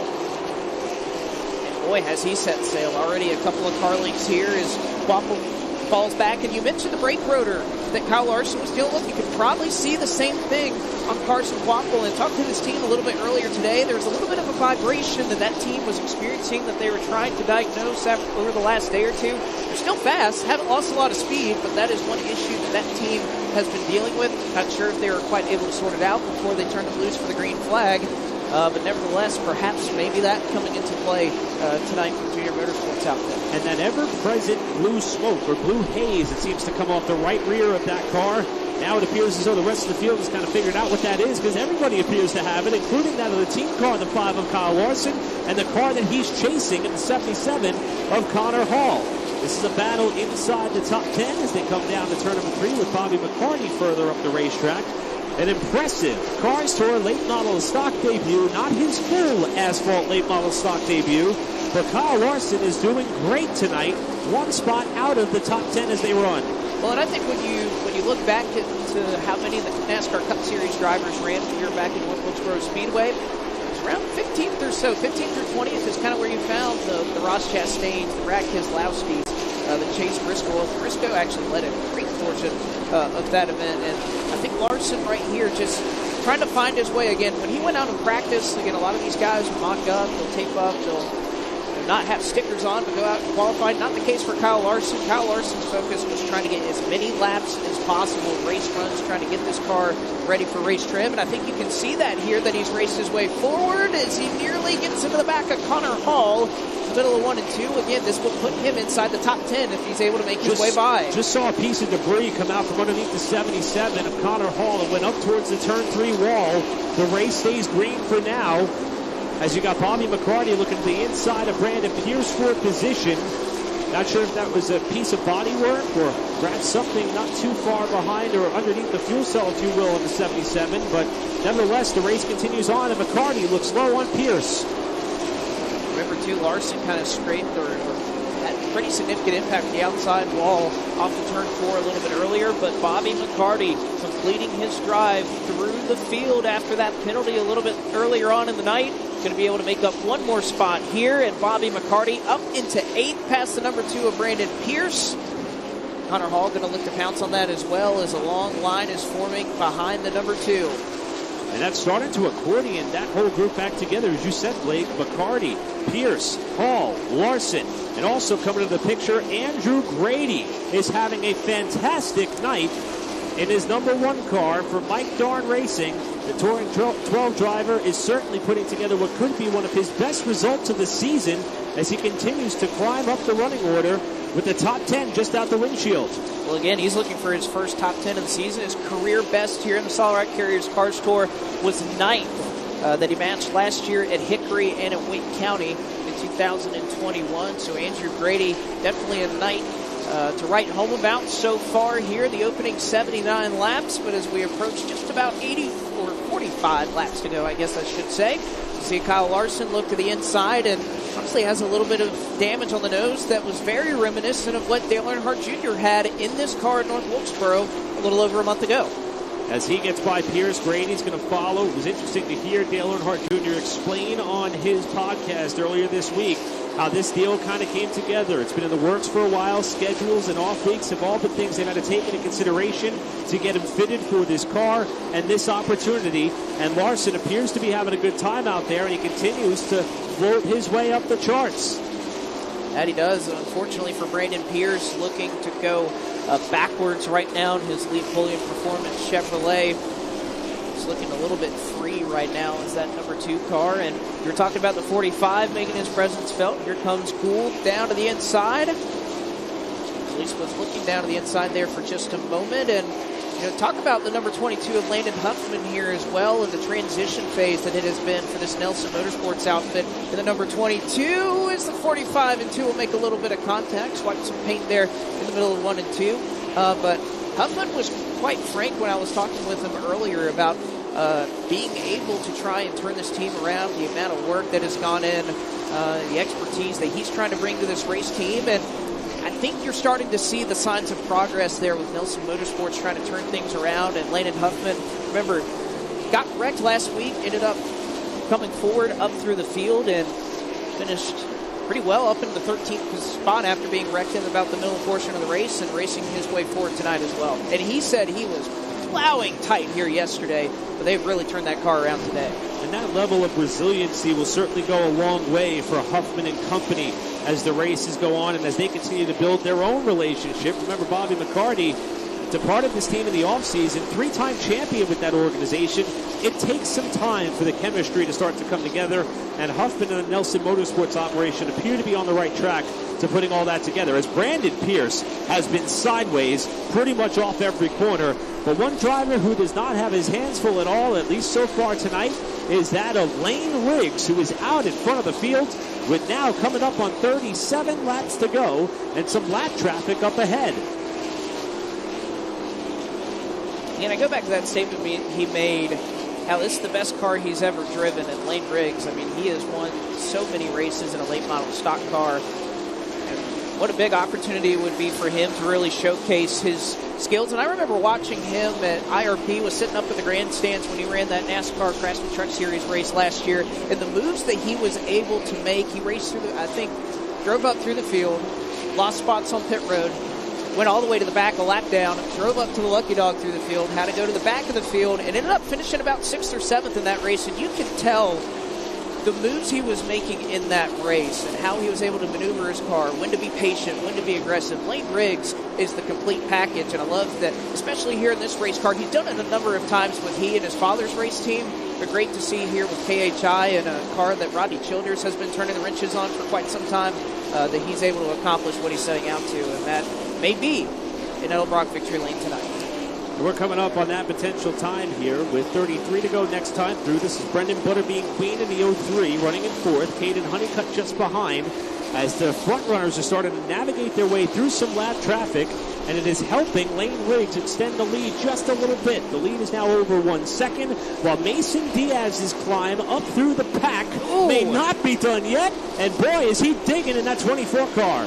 That he is. That is Logan Clark down there on the bottom, the slower 15 traffic, trying to get out of the way of these two cars, and Honeycutt and Mason Diaz, who are battling up here at the front of the field. Diaz, I mean, that car just works so well right now. You can see Honeycutt just not able to put the throttle down, and Diaz is going to make the high side work, carry that momentum, and Mason Diaz up into the top 5. What a drive for the driver out of Manassas, Virginia. Incredible run for that of Mason Diaz. Hard to believe that if the checkered flag would fall right now, this would be his first top 5 of the season. They had such high expectations coming into this season, but there's been a lot of bad luck that has plagued this driver and team. Could tonight be the night they turn it all around? He is up in the 5th spot with 30 to go. Well, I remember at the Thanksgiving Classic last year, again, Mason Diaz, a big part of putting that event on with he and the Diaz family running Southern National Motorsports Park, and he talked about the amount of optimism he had, especially after running so well in the South Carolina 400 last year. Didn't end up winning that race, but I think that was a spark that really ignited him. So to have the runs that he's had and the luck that he's had, this is a run that he desperately needs. And obviously Chad Bryant Racing accomplishing great things in this series with Connor Hall, and I think Mason Diaz, especially with some of the momentum that he may be able to carry through these runs. Second half of the year, that 24 car is going to be one to watch. How about the lap traffic up in front of your leaders as the top 4, now top 5, start to slowly accordion back together. The gap to Diaz in 5th was about 2.5 seconds the last time through. As the caution flag will fly, the Volt battery caution will wave. And this, just like the Pro Late Model race, we saw this with 29 to go. 28 laps, just 3 laps shy of the cutoff point. That's where we hit 40 consecutive green flag laps. And we see the Volt battery caution for the final time in terms of it being a competition-related break. Again, just 2 laps shy, 3 laps shy of a caution that I'm certain that Lane Riggs did not want to see. As we pause here for a moment, lap 98. Lane Riggs, your top runner, Carson Quapple. And, you know, I got to say, Quapple was a little bit up the racetrack that last trip by in turn number 2. Have to wonder if the handling's going away on that race car. And, you know, I got to say, Jared Fryer, again, we know he's won at this racetrack with Jimmy Mooring before. This is a racetrack that he is so comfortable in. And he had one of the best cars that a defending champion or 2020 late model stock car champion was Jared Fryer. I got to say, this is, I wouldn't write off that 14 car just yet, just like we couldn't write off Bobby McCarty last week. And this kind of changed the complexion of how this race is going to unfold, where the longest run we could have here is going to be 27 laps, and I think Lane Briggs' car has been better on the longer run, and the lap traffic may have been a bit of an equalizer there. It should be noted, Kevin Harvick, that is a KHI entered vehicle. Harvick is here tonight. Dale Earnhardt Jr., who of course owns the Junior Motorsports number 8 and 5 in today's race, he's watching along with family down in South Carolina. So hello to Dale watching, and joining several of you who have joined us for a Wednesday night affair on Flow Racing. We appreciate you being there. And also got to say hello to my buddy Jacob Jarrell, helping out on the Dennis Holdren team. He's getting set to come out here on Saturday with their asphalt modified. Jacob's a great character throughout the pit area, and he's got a watch party going on at his area, as do several members of the racing community here. What better way to have a midweek event than to grab your friends, your favorite beverages, and chill out for a night on Flow Racing, especially with the Solid Rock Carriers Car Store. It's been quite the night, Blake. It has been special indeed. We're going to toss it down to pit road here with Jacqueline Drake to catch us up with some more stories on pit road. Jacqueline? Speaking of Jared Fryer, I just caught up with his team. He's had a strong run. They said he's been trying to do everything he can to save some tires, but they said sometimes he goes off and does his own thing. He doesn't tell us everything. He's a little quiet on the radio, but they think they have something for him at the end.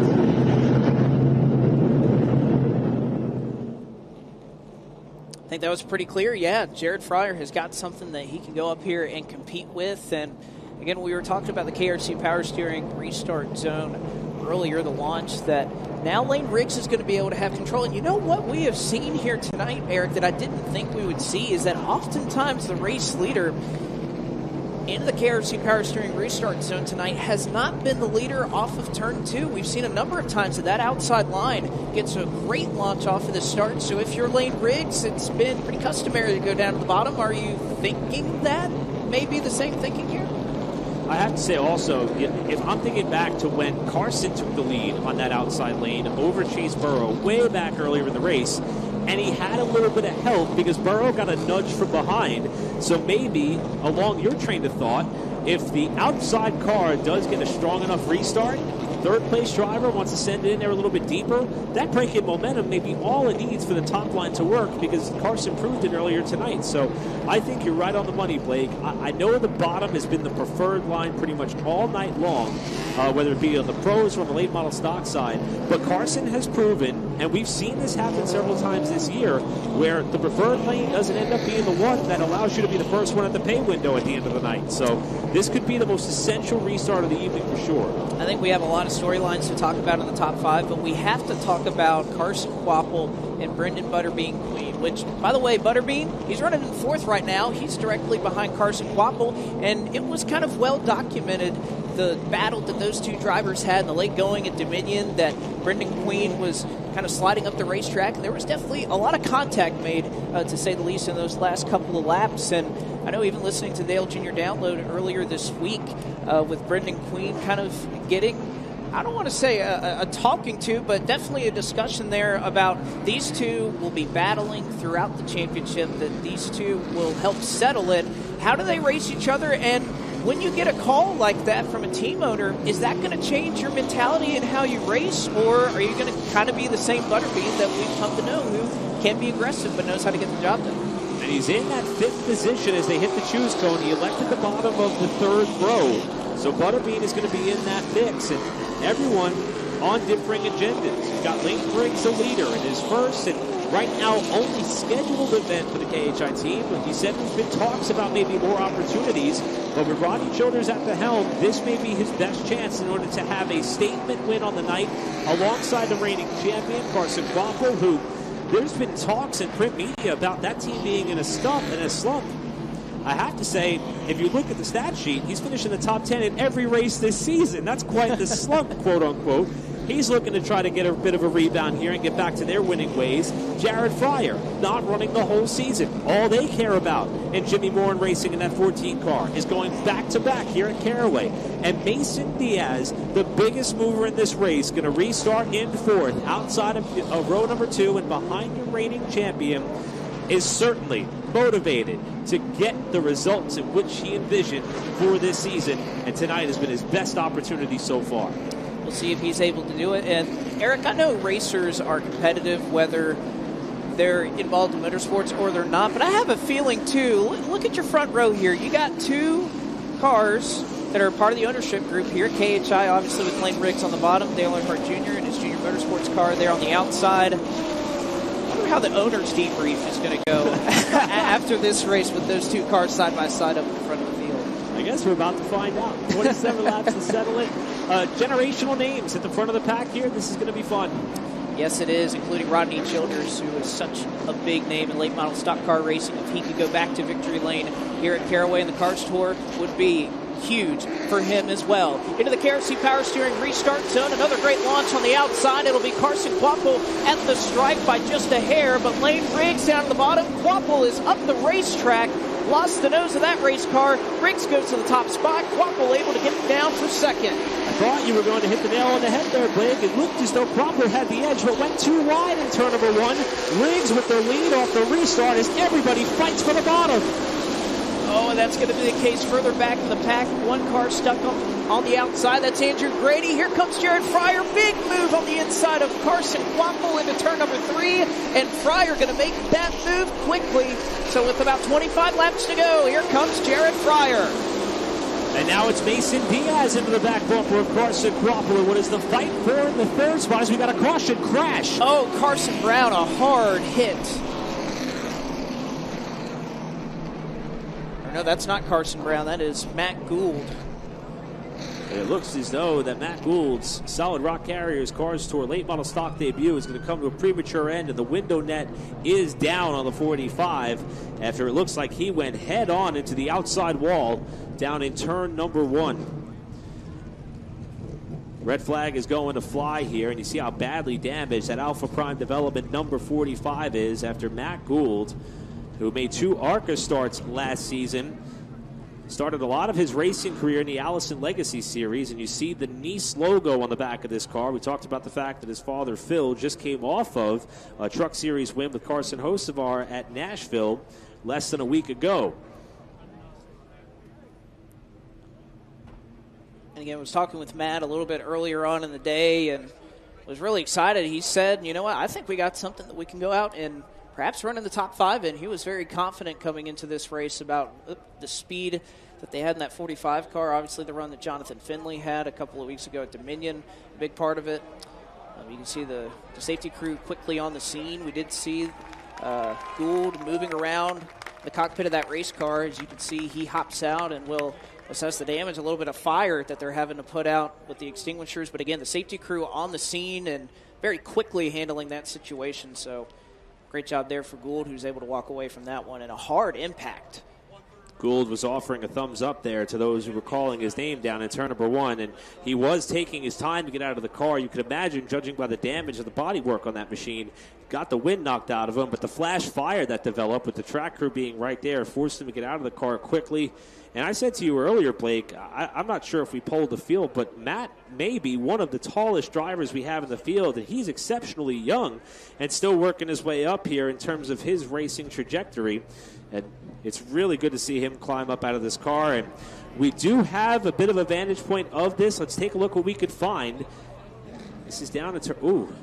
Yeah, that is definitely something breaking on the left rear of that race car. No contact made. You can see Minnie Tyrell on the outside, but they never touch. And how fortunate was that of Minnie Tyrell that he wasn't further up alongside of Matt Gould and to be taken up to the wall with the 45 when he went around. And great job by not only Tyrell, but the 67 of Cameron Boland to be able to find a way through.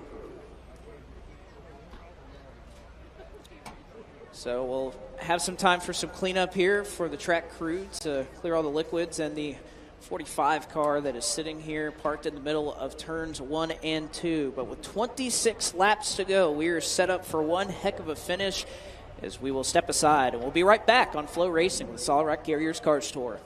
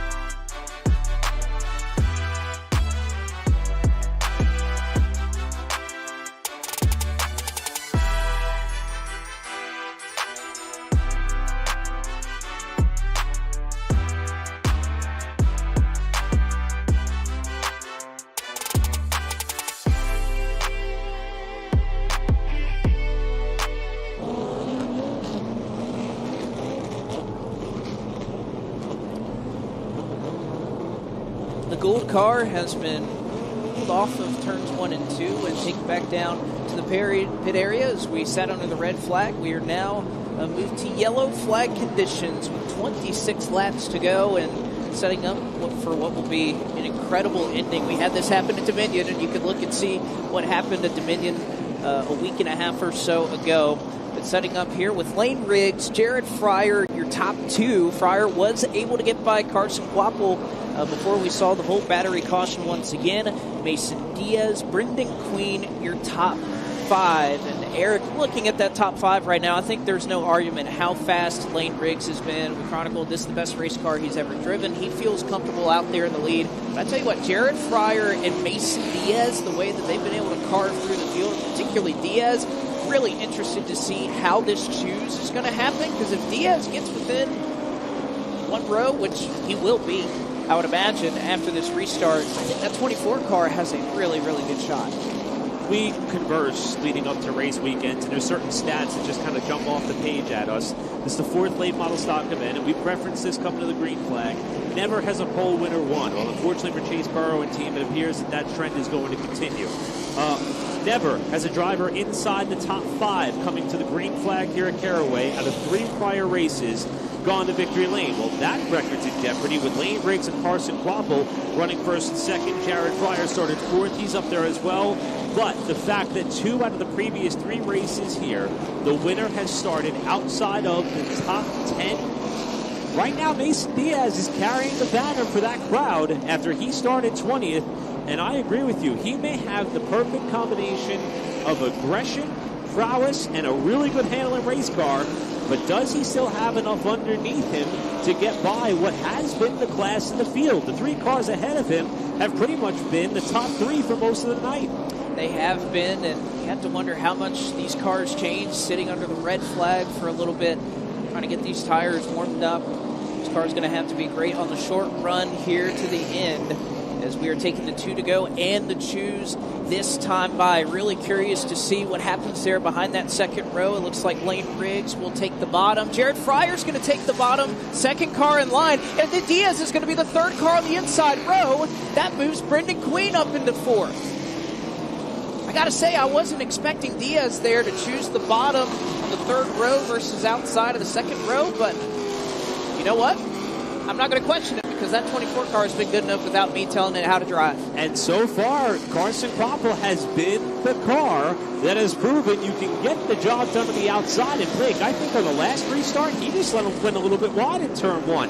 If he doesn't make that mistake here, we may have a drag race down the backstretch fresh off this restart, which is coming up in about 1 lap's time. Quick bit of housekeeping here. Cars that are out of the race: Jeremy Mayfield, Dylan Ward, Brian Barnhill, Jason York, Chad McCumbee, all involved in respective incidents. Also, Ronnie Bassett Jr., courtesy of the spotter Charlie Brown. The shifter broke off the side of the transmission, and he has retired from tonight's race as well. 26 laps to go. The top of the field, or I should say the best cars in tonight's race, are going to lead us into the restart zone for a shootout. That indeed it will be. 26 laps to go. The GXS Wraps pace truck will pull down to the safety of the pit lane. Lane Riggs on the bottom in the 62. Carson Quapple in the 8 gets to start on the front row. And a bad start on the bottom there for Lane Riggs. Quapple nearly cleared him down into turn number 1. They'll go side by side, and Quapple can have the advantage. You may have a shot in turn number 3, but Lane Riggs for now holding him at bay. A little bit of contact there. Looks as though Riggs is going to try to shove Carson a little bit high as Jared Fryer gets knocked sideways, but Diaz can't get down low. Diaz trying to go 3 wide. A little bit of contact with Jared Fryer as they stuff it down to the bottom, trying to get in line.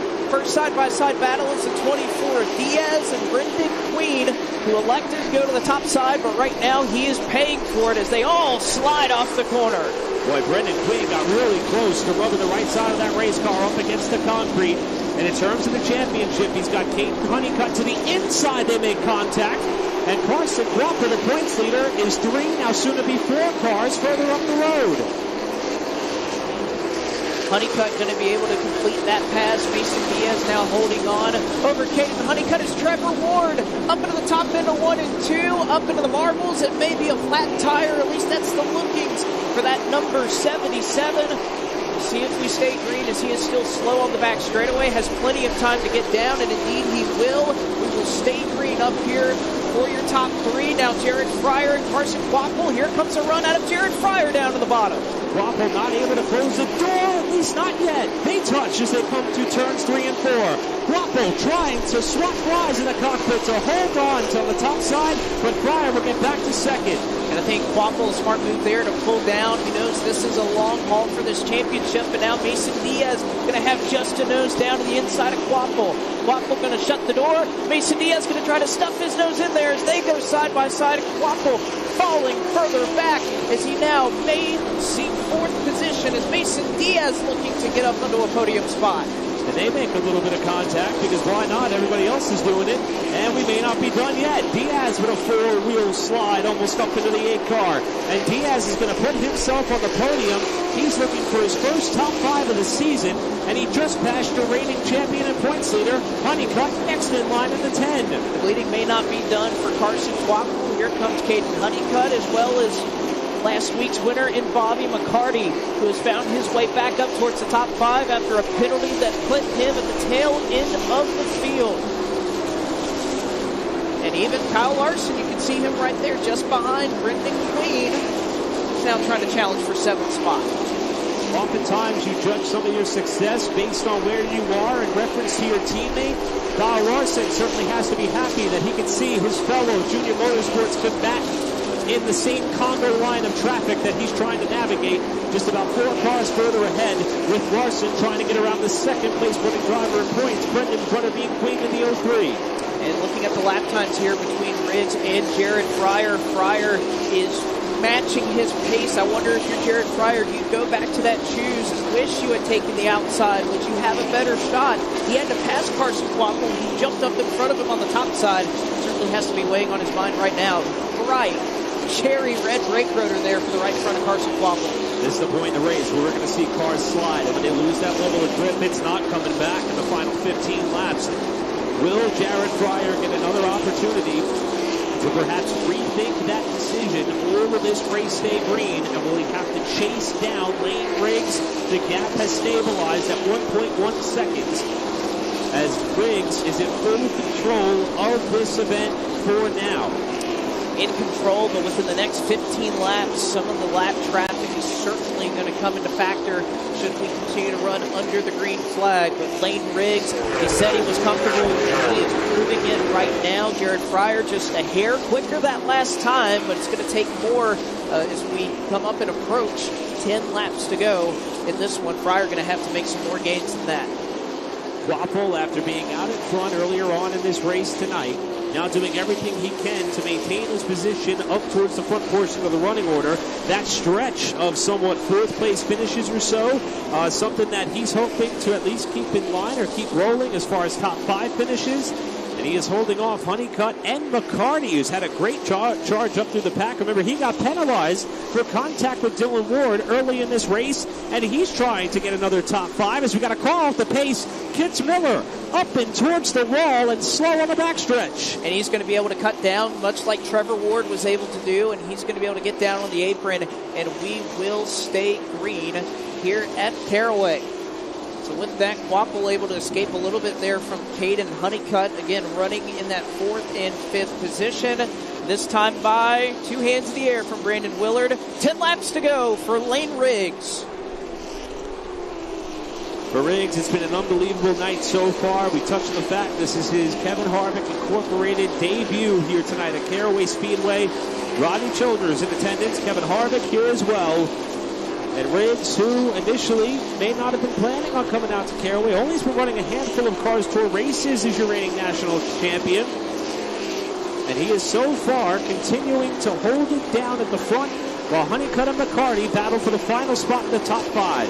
It'd be something to see that driver go to victory lane as he just has a couple of more laps to hang on unless something changes back here. Caden Honeycutt trying to hold off Bobby McCarty after his tough luck at Dominion last week. Could certainly use a top 5 or close to it for that Mike Darn Racing outfit. See if he can hold on here with McCarty. Just a couple laps left as they have kind of built up a little bit of a gap to Brendan Queen. And I think earlier on you saw Carson Quapple really kind of smartly approach this. Know that he maybe didn't have a car to win, but talk about the season-long championship.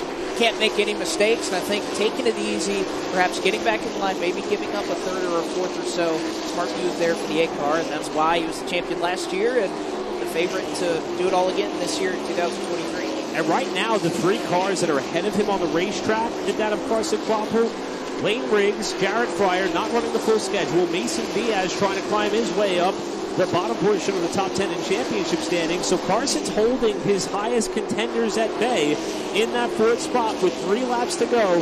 And if you're Lane Riggs, all you're hoping for is that nobody has a problem to draw a volt battery caution, especially with a lot of ill-handling race cars out there right now. Well, after he gets by the 15 of Logan Clark, it should be smooth sailing for him. Don't believe he's going to catch the tail end of the pack. That would be William Sawalich directly in front of him, though. Jared Fryer started to make up some time. It's about half a second. The gap really starting to shrink now as they work to turns 3 and 4. It's nearly down to half a second. That was a second about 2 laps ago. So with 2 to go, does Jared Fryer have something for Lane Riggs? Fryer may have turned on the afterburners here with about a lap and a half to go. Reeling in the race leader in Lane Riggs. Traffic ahead may not be a factor as they are coming around to the white flag.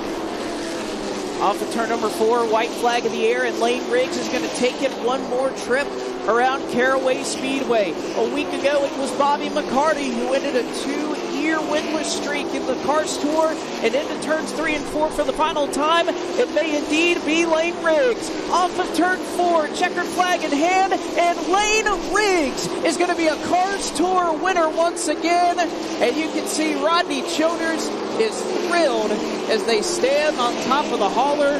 Lane Riggs is your winner at Caraway. I have to tell you, Blake, in seeing some of, not just reading, but seeing some of the interviews that Lane gave in terms of what this opportunity meant for him, for anybody in the crowd or anybody watching along on Flow Racing, all I can say is keep digging because hard work pays off. Jacqueline Drake told us a story earlier. It was weird for his father, Scott, to not have a lot to do today, being that this wasn't the family-owned race team in operation. This was a chance for him to come out here and work with some of the best amongst KHI, and he is burning down the house to the approval of the crowd in turn 1 in celebration. Boy, and he's given that thing a good drift. When he won the Rodney Cook Classic at Ace Speedway last year, and again a year he went on to win the national championship, he said, this was the biggest win of my career last year. And I tell you what, I think this one is going to be right on up there for Lane Riggs, who again gets the opportunity to drive this 62 car. Clearly something that he thought was a step up from his family-owned race team, of which he has had so much success with. But for him, in his first start, we give somebody an opportunity like this in a car that everybody knows is going to be really good. You go out and win in your first race. I got to tell you, Lane Riggs is the full package.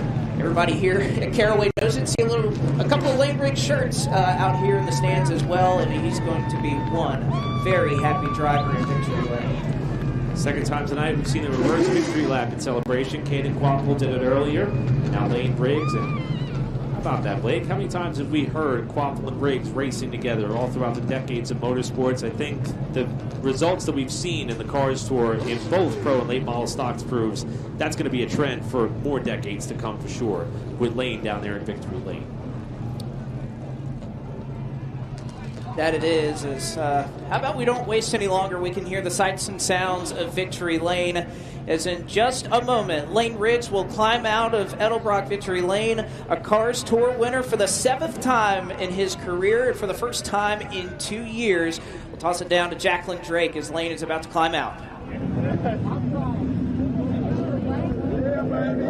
All smiles down here for Lane Riggs. Rodney Childers already made his way down here to congratulate Lane. The team members down here, all smiles, so excited. Lane Riggs back in victory lane, this time at a special moment at number 62. Race fans, put your hands together for your Cars Tour late model stock winner, Lane Riggs!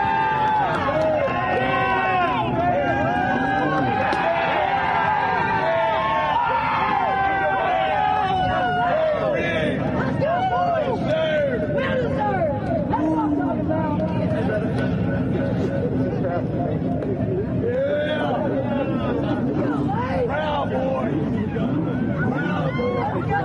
Good job, Rodney. Good job, Ron. That's it.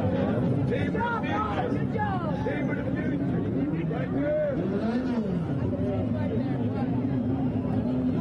Hi, Lane. You have tears in your eyes right here. Rodney came over to congratulate you. Scott came over to congratulate you. You've pulled off a winning combination right here at Caraway. How did you do it? I just can't believe it. Thank you to Delana and Rodney and Kevin. I did not think we were going to win tonight. I just drove the best I could. I know the 8 car was really, really strong. The 14 was good there at the end, and I got to dedicate this win to John Paul Linville. Delana's dad. My dad drove for him back in the day, and he's kind of the reason that I was able to do this tonight. So, God, I'm so happy right now, though.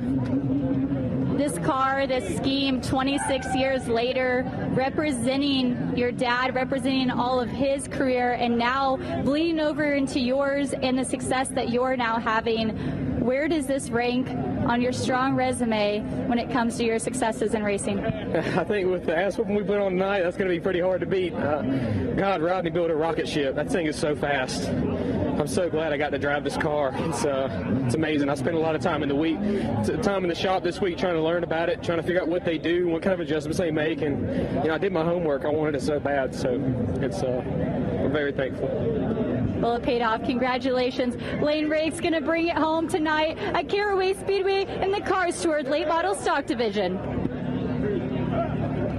And such a great point there for Lane Riggs. I know when you talk about the homework going in, I remember just an example. I was on iRacing last year racing against Lane Riggs. He had an opportunity to run at Richmond, one of the first times he was in the Truck Series. He ran, 10 or 15 races that week, trying to learn everything he could about Richmond. And he even mentioned in one of the races about the film that he had watched and how he thought that race was going to play out. And that was just, again, online on iRacing. That shows you the amount of prep work that he has put in. And he was even talking about a pre-race about the amount of information that was available to him and how he was going to take advantage of it. And I think you're seeing the results right here. I love the emotion. I mean, seeing Lane Riggs be that emotional. This is a national champion being this excited about this opportunity and the just the way in which they were able to put together this deal and be one for one in terms of this relationship. And he mentioned one of the other sides of the coins that put this deal together in terms of Rodney Childers.